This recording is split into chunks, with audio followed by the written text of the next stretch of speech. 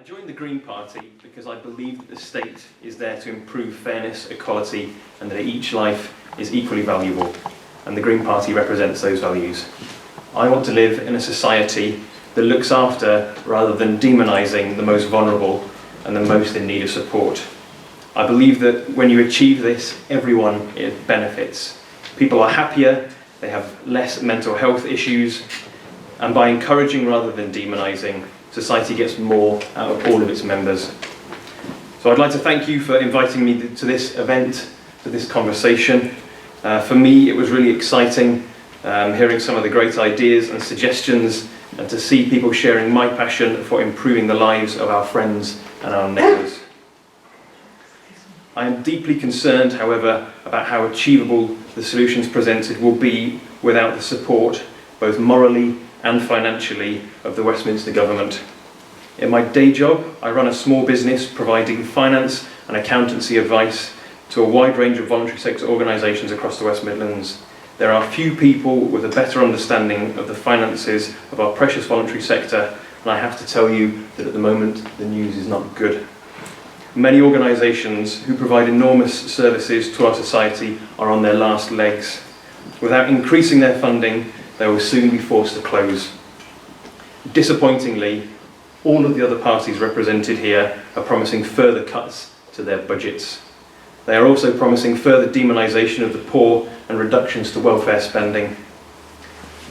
Even the Shadow Secretary of State for Work and Pensions has said we will be tougher on welfare than the Tories, and that we represent those in work, not those out of work. I believe that it's for fear of upsetting wealthy donors, fear of the reaction from the right-wing press, and for ideological reasons that I don't share, as to why austerity is being pushed. I also believe that the British economy has enough wealth and resources to do great things. As has been mentioned in your literature, the leaders of our biggest organisations earn more than 180 times that of their average worker. The 1,000 richest people in this country have doubled their wealth since the start of the financial crisis and are now worth £500 million between them.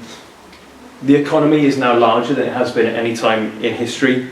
The FTSE 100 has hit has broken through the 7,000 barrier for the first time, and corporate profits in 2014 were higher than ever before, although we didn't get all the tax revenues because corporate taxes have been reduced significantly. Yet at the same time, as has been mentioned, we've had to find food banks to provide food for 1 million people this year. Poverty is increasing, including child poverty. There are housing issues and there are falling living standards affecting significant parts of our society.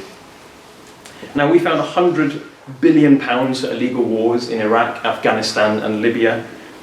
We intend to find £100 billion more to produce or to buy some terrible weapons of mass destruction that we will never use.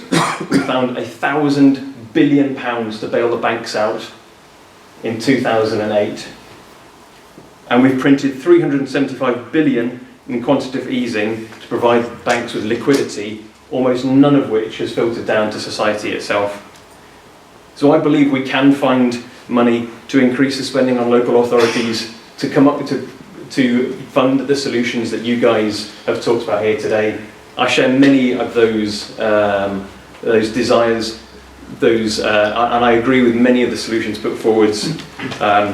We in the Green Party promise free voluntary early education from all children from birth, increasing the minimum wage to the living wage so that people in work are not in poverty. Most people in poverty in this country are in work, and that's a disgrace as far as I'm concerned.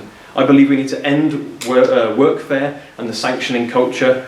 We need to build 500,000 social rented homes, and we need free social care for the over 60s, over 65s. We also need to abolish tuition fees so that the poorest are encouraged to go to university without fear of coming out with significant debts. And we also have policies that I believe are tax neutral.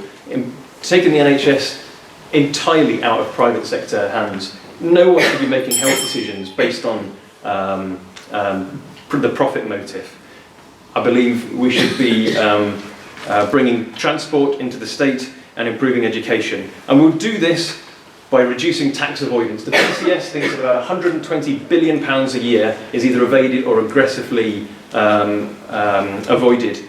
In putting a 60p tax on, those earning over 150,000, a Robin Hood tax, a land value tax, a buy-to-let tax, and a wealth tax.